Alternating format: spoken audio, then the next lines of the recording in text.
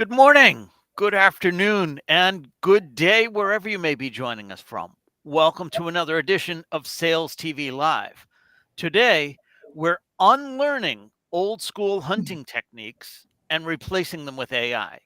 We're joined by Rosa Yupari, a fractional CRO and revenue architect. With over 25 years' experience in transforming telecom and SaaS teams, Rosa has led B2B industry leaders like 3M, Nokia, and Clearfield. Her hands on experience in sales leadership and consultancy has given her a unique perspective on the integration of AI in sales. Rosa, welcome. Thank you so much, Rob. Thank you, Adam, for having me here. I am super excited to have this conversation with you both. Excellent. So are we. Rosa, let's start by having you tell us a little bit more about you, your background, and what led you to where you are today. Oh, I like that. So, my background, first of all, I am Latina, come from Peru, but I started as an engineer. So, that made me a very technical, very logical person. Then I moved into sales. So, I had to move a little bit more on the kind of empathetical culture, like, talking to people. And then I think overdid it, and we were talking about that. I became a hunter, but like a true hunter, right? And I loved it. It was fun. It was going out there and get the kill. But with the hunter came a little bit of the ego because I would win, beat my quotas, right? And the, you know, what mattered was results at all cost. So I wanted to get promoted to manager, and I had to pretty much learn a lot of leadership skills. I had to learn about working in teams, which is not typical from a hunter. And I made it all the way to chief revenue officer, which makes me a transform, what I call it, a reformed hunter. But now that I'm bringing AI to corporations, I realize I'm encountering a lot of kind of pushback a little bit, but not from the middle performers, but from the hunters.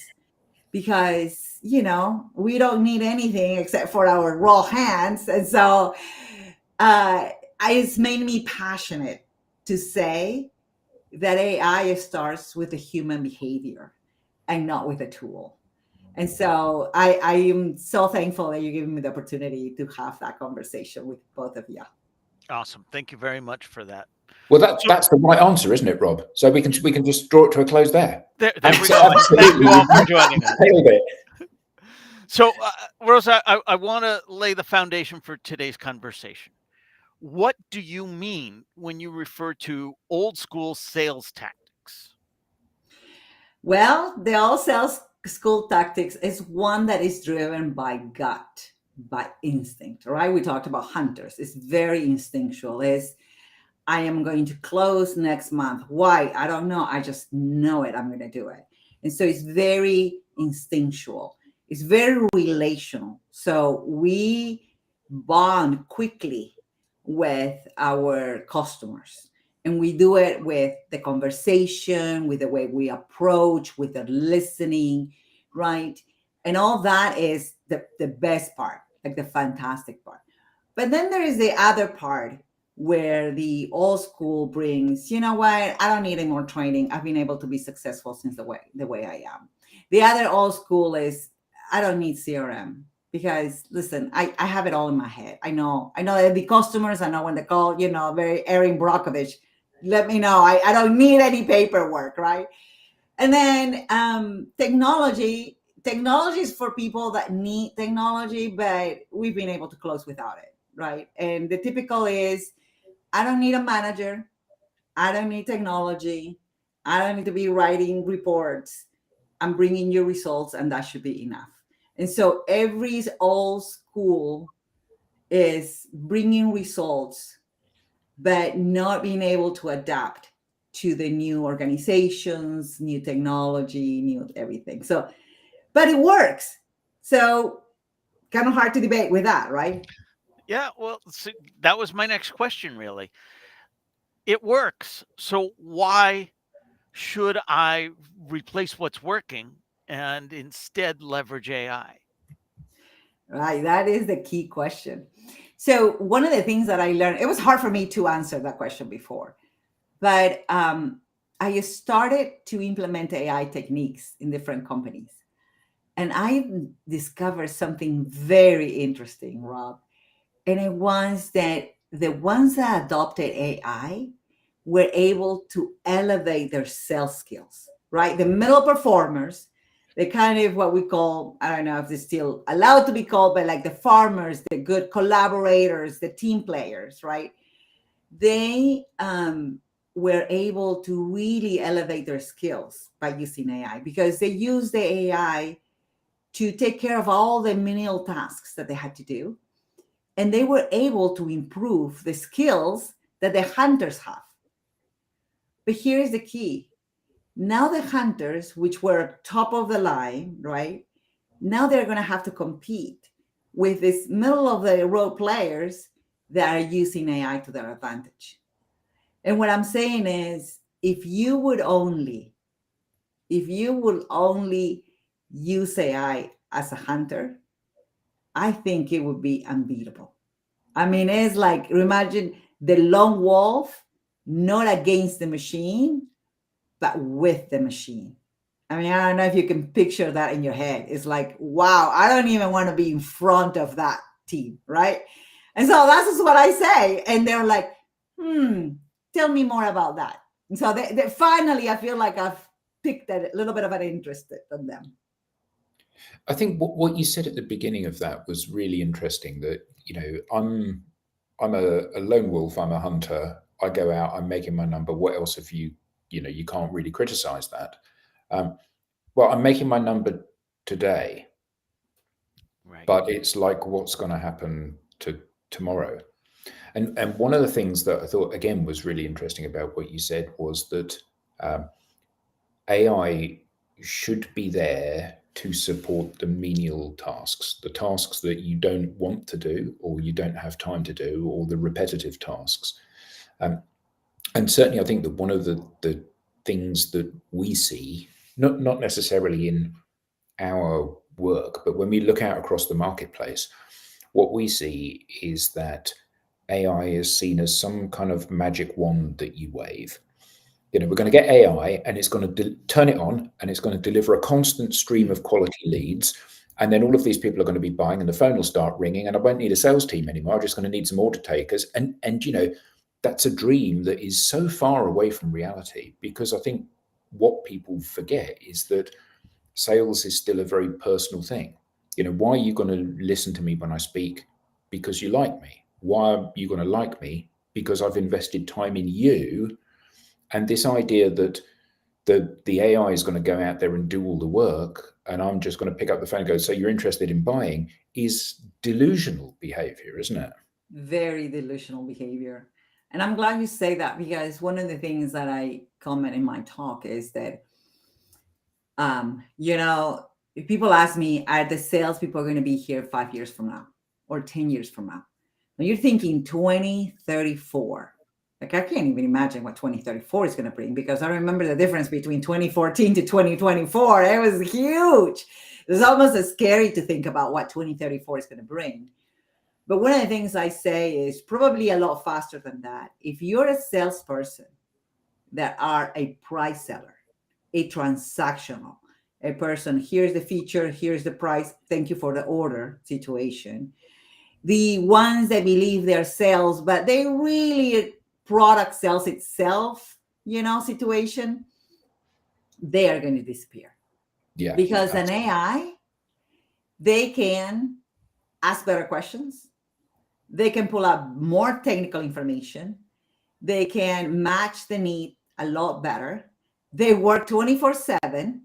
And guess what? They are not afraid of losing the sale. So they're probably going to be giving less discounts, because there is something very typical of that transactional salesperson, is that they come back, hey, can we give a 10% discount? Hey, can we give a 20% discount? I hated having them in my team. I was like, no, I can't have one of those, because they're constantly calling you to get a discount, right? And so AI is not going to be like, oh, you got me, right? So I do believe they're going to be disappearing, and they're going to be disappearing not in 2034, but a lot earlier than that. But I don't know. What do you guys think about that? Yeah, I think it's inevitable, isn't it? You know, Yeah. if you're selling based on the things that are written in the book, AI can read it better and faster than you can. And, you know, it knows what the baseline is, and, you know, it can negotiate all of that stuff. And I think what we see as being really interesting in this space is that there is still this, and this is a terrible cliche, but everybody wants to do the minimum amount of work they possibly can to get the result. Yeah. And all of us hope that this next advert, campaign, event, post, whatever it is that we're going to do, is going to go viral, and everyone's going to be talking about us, and the phone will start ringing. And what we know is that it doesn't matter if it goes viral, the phone won't start ringing, because life doesn't work that way. It's not that easy. So it boils down, and we see this proven time and time again. It boils down to the fact that people buy people. So if I don't like you, you're just talking, and all of your competitors are just talking, and I'm not listening. And even if I do happen to listen, I'm not believing. And it's a big shift, isn't it, to actually making it a relationship that you're building rather than a sale. And then the sale comes naturally as a result of that. Right. So when I have these conversations with salespeople at the beginning, I said, just for the hunters especially, I said, you have 5 old habits that you need to get rid of, right? I said just those 5. Then you're good to go. As a matter of fact, I say these are the 5 old habits that you need to get rid of. And to the middle sellers these are the 5 things that hunters do that you should match or do better at, right? And when you say there's just 5 things, people are like, okay, give me those 5 and I can handle 5. Because when you say AI, it's like, wow, what is AI? Like the world, right? Like, can AI cook me dinner? I'm like, but when you just say 5 things, people are like, okay, I can handle that. So there are 5 things, and I wonder if you guys agree with me on this one. But the first one is to be able to listen to what the customer says is very difficult for everybody. I don't care how good you are, right? Because nowadays we get so distracted by things. I bet you're already thinking about something else while I'm talking, because that's what happens, right? So even if you want to hear every single word that the customer says, you really can't, even for the hunters. So what I've learned is that just by using a framework, not just any recording analyzer, but if you use a framework and download your recording and say, tell me what the pain of the customer was, tell me how the sentiment was, tell me, did I gather what was the emotional impact of my product on them, of my pitch, what was the rational impact, what was important for them. You download that framework and you ask this from the transcripts, and it tells you exactly what the customer said. And what I found out is that when I ask, because I've done this several times, when I ask salesperson, so what did you learn from the call? They tell me something. And then I said, actually, this is what the customer said. And there is a gap. There is a gap that I've noticed there. The gap is bigger on the middle salesperson, right? Because the hunter is a little bit more attuned to that connection, to that neural coupling, right?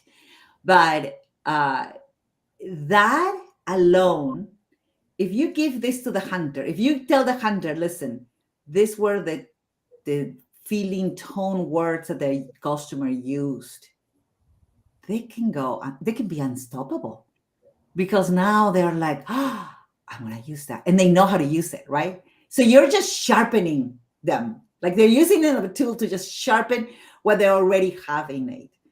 So I think like that, I know people are like, oh yeah, recording, but learning how to use it, they come back and they were like, you know what? I never really thought about that.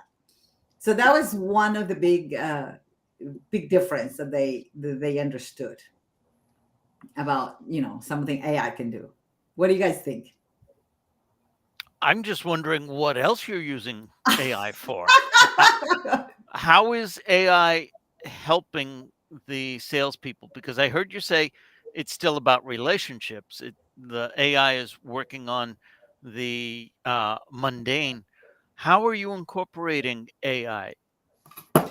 So, for example, on these recordings, right? Once you learn the tone words are the words that the customer uses to express their pain, right? If you give this to a salesperson that knows how to use this, they're going to be able to use this in all their messaging, all their conversation, all their executive summaries, all their proposals. And that is not that AI is doing their work, but they're analyzing and making it, giving them information that they can use. So it's about the data that they can use. Data, people think data is numbers. People are like, especially salespeople, like, I don't want to do data. I don't know data. But data is, hey, use these 3 words and it will resonate with the customer. The other thing that I always push on AI is once you have this generic pitches, they have to go. Like, you know what I mean? Like your one size fits all pitch, that has to disappear because people are looking for that relation, right? We talked about what is the hunter good at? It's like, I'm going to talk to you and I'm going to tell you what you feel and how I'm going to make it better for you. And you're going to trust me. That thing that the hunters do is very intuitive. But can you imagine if you give them data and they can do the same? But now it's not intuitive.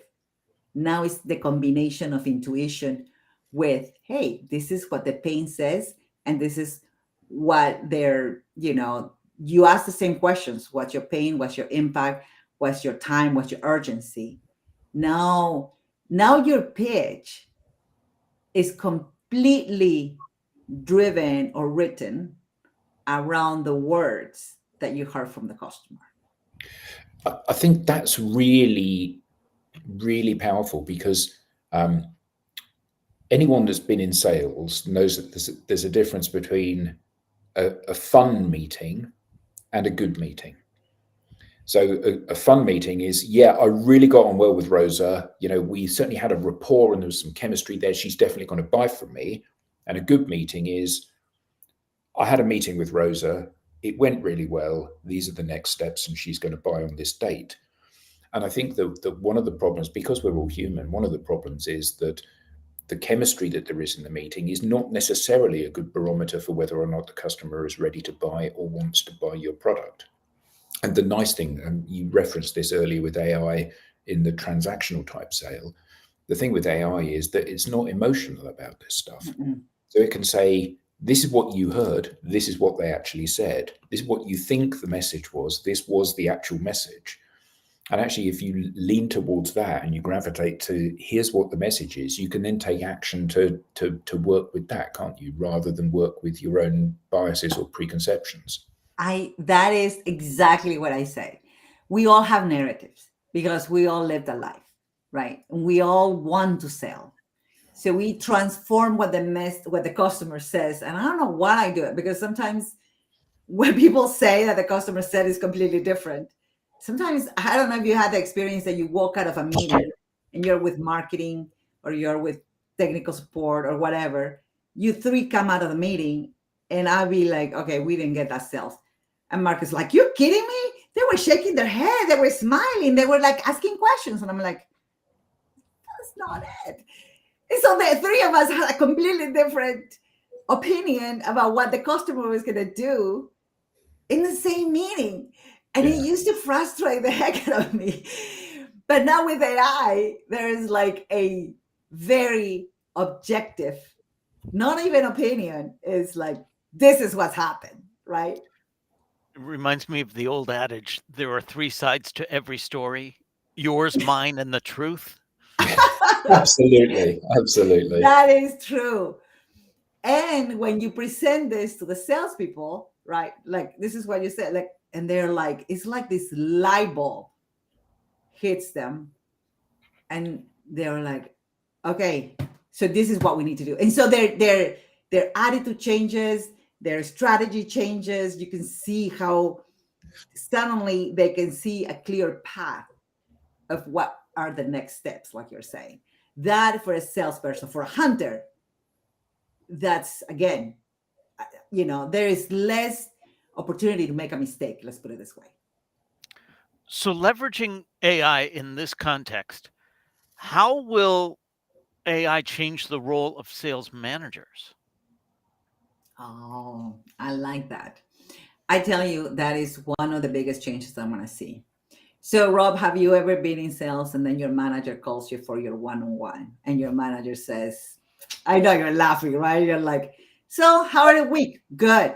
How is that sale? Hey, how is that sale with this customer? Yeah, good. When are they going to close? I think they're going to close next month. How do you know? Yeah, I talked to them. They're going to close the month. Good, good, good. What else? What other problems you have? No, everything is good. Okay, good. We'll see you next week. That is your typical one on one. You come out thinking, worthless 1 hour. Come on, right?